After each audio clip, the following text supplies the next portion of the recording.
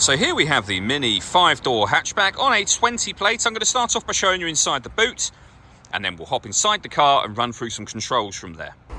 As we approach the back of the car, you can see we have reversing sensors, plenty of boot space as well, along with that 60/40 split folding rear seat should you wish to increase this space even further, and you can increase it further again by folding this tray section away. Okay, now that we're inside the car, we're going to start with the dials. On the left-hand side, we have the rev counter, we have the speedometer in the middle, and the fuel gauge over on the right-hand side.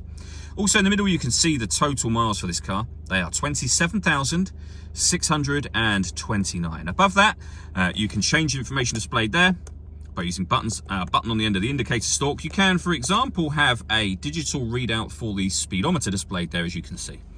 If we back out to the steering wheel, we have cruise control and speed limiter on the left-hand side, and on the right-hand side, stereo and phone controls. You'll only be able to use the phone controls after you pair up the phone to the car, and that is done over on the screen in the center just here. You can hit the phone icon, then manage mobile devices to connect your phone. It's all touchscreen, of course, or you don't have to use a touchscreen. You can use what I'm using now, and that is this dial just here and the collection of buttons that surround it. That dial will do virtually everything though. So for example, you can rotate the dial round to navigation, push it down, you can go down and view your map, you can input destinations. As you can see, it's a nice clear color display. It's a very easy system to use, but we have done a video showing how the sat-nav works, which you can find on our website and also on our YouTube channel as well. We can come back out to the home screen from there. You can access your radio and media menu. This is where, of course, you'll find DAB and FM radio.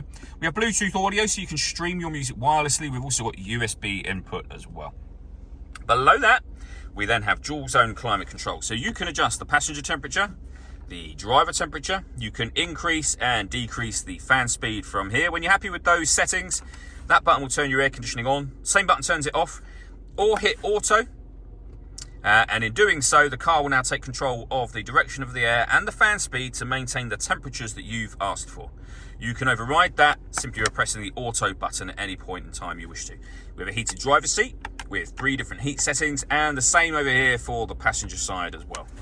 Below that, we have the traction control, which you can turn on and off. We start our engine and stop it from here.